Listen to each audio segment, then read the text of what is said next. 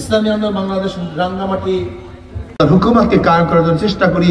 আল্লাহ আমাকে এবং আমাদের স্মরণ করে না, অত্যাচার করে না, অবিচার করে না। কাজে আসুন, এদেশে লক্ষ কোটি তৌহিদি বাংলাদেশ রাঙ্গামাটি জেলা শাখার উদ্যোগে জসিমউদ্দিন আলহামদুলিল্লাহ, সহসভাপতি অ্যাডভোকেট পারভেজ তালুকদার আলহামদুলিল্লাহ।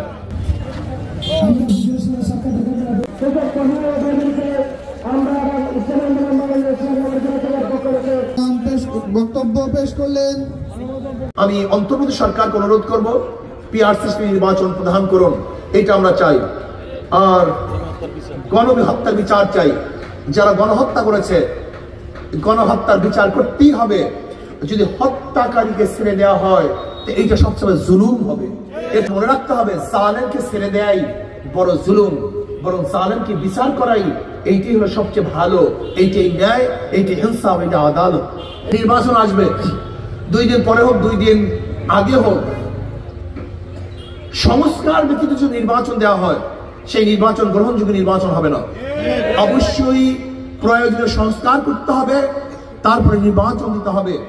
যদি সংস্কার ব্যতীত নির্বাচন দেওয়া হয়, তাহলে সেই নির্বাচন আবার প্রশ্নবিদ্ধ নির্বাচন হবে, যে নির্বাচন জনগণ গ্রহণ করবে না।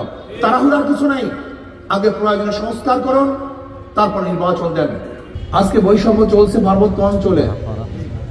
এখানে শুধু এ দেশীয় নাগরিক এবং উপজাতিদের সাথেই শুধু বৈষম্য নয়, বরং উপজাতির মধ্যে বৈষম্য চলছে। আমরা কি চাই? প্রত্যেকটা উপজাতি সাম্য হয়ে যাবে, সমান হয়ে যাবে।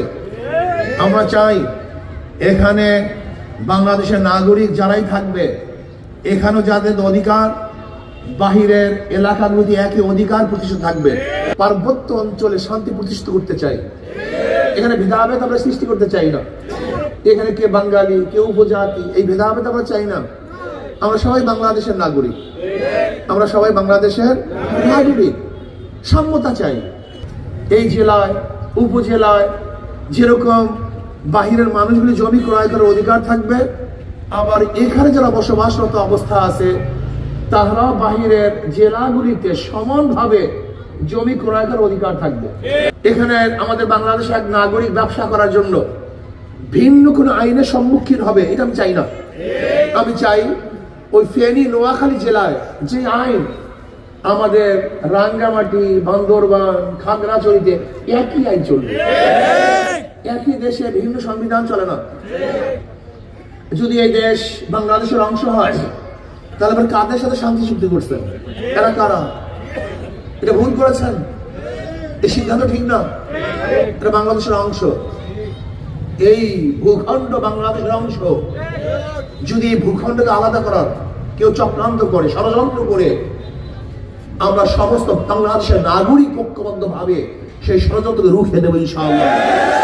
বাংলাদেশের 1 ইঞ্চি জমিও যদি অন্য কোনো দেশ গ্রহণ করতে চায়, দখল করতে চায়, আমাদের শরীরের শেষ ফোঁটা রক্ত দিয়ে ইনশাআল্লাহ তার প্রতিবাদ করব।